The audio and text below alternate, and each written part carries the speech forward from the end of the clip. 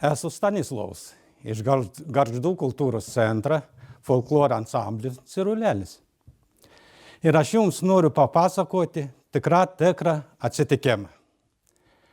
Katras buvo tam pačiam kaime, kur ir aš gyvenau. Antons turėjo stambi, stipri šermą arklį. On sanu dirba visus ūkinius darbus ir da kaimynams aplinkiniams padėjai. Ons kiekvieną rykmetą atsikėlis nasėda prie stalo pusryčių valgyti, o atsireikis abraka daunas ėja savo šermį pagirdyti, pašerti, paraištyti. Ir ką būdavo jau naptoliai, ons visuomet anon šnekindavo. Šermi, šermi, šermi, o šermis anam atsakydavo. Ku.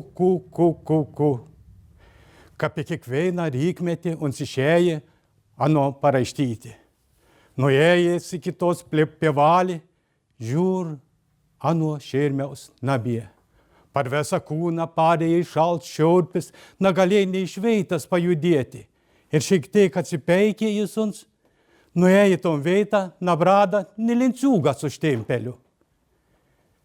Antuons apėjo visus pagriovius, pakanalius, pamiškius, aplankė aplinkinius kaimynus, apklausinėjai, bet nieks nematė ano to šermį.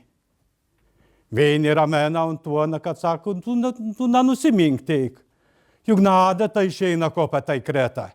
Atsiras ons, bet iš kitų kaimynų tyliau šnekant girdėjai, kad galbūt mūsų Antuoną šermį pavogė.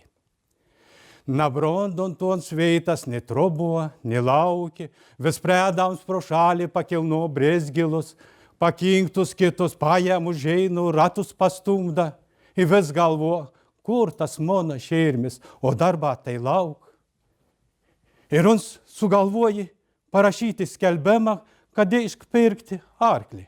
Ons rašo, iškau pirkti stambi, stipri arklį. Nesenesnį kaip 7 metų, bet lava pageidauju, kad būtų šerms. Ir ryden į Klaipėdos rajono laikraštį Banga, Pungis Bebrunga, Šilalis Artoja, Šilutis karčiama, Šilo karčiama. Ir lauk. Po 3 dienų anam skambutis į telefoną.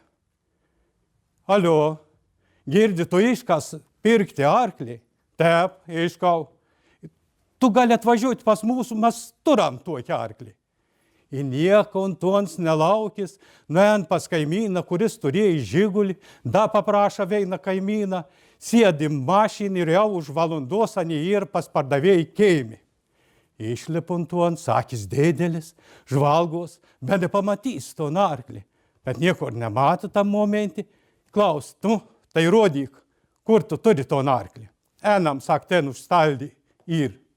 Už eną neužstaldį, žiūr, daug buvo pririšti 3 arklė, bet tarp tų 3 viens šerms.